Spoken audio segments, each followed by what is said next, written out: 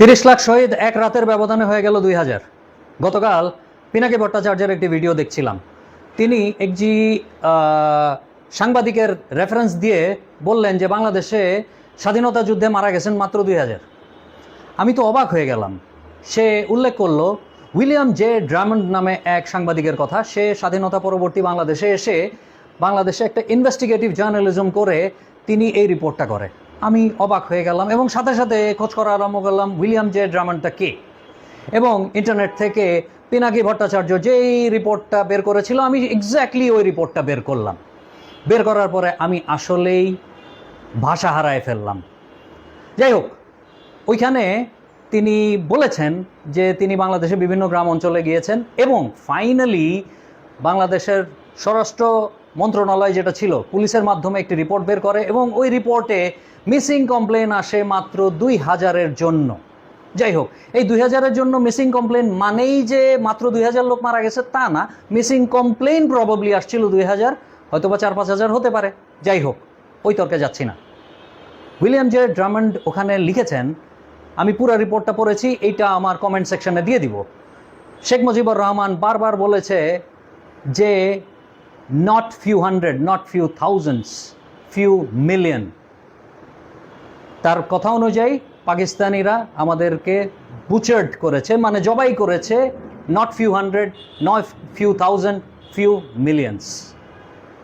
এবং ওইখানে জোনাল্ড ড্রামন্ড যেটা বললেন যে এটা এতবার তিনি রিপিট করেছেন যে ইন্টারন্যাশনালি এটাকেই মোটামুটি করা হয়েছে।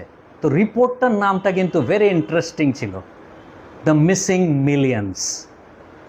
যাই হোক, আমি একবার বলেছিলাম একটা পোস্টে, ফেসবুকের পোস্টে, যে 30 লাখ লোক যদি 7.5 কোটি জনগণের ভিতরে মারা যায় তার মানে 4% লোক মারা গেছে, হুইচ ইজ 100 জনের একটা পরিবার যদি হয়, এক্সটেন্ডেড ফ্যামিলি যদি হয়, তার ভিতরে 4 জন অ্যাভারেজে মারা যাওয়ার কথা।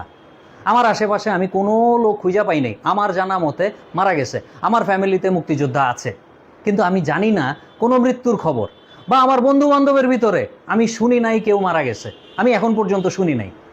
যাই হোক, এই যে পুরা জিনিসটা, এটা কার ব্যর্থতা? আমি বলবো একক শেখ মুজিবুর রহমানের ব্যর্থতা। কেন?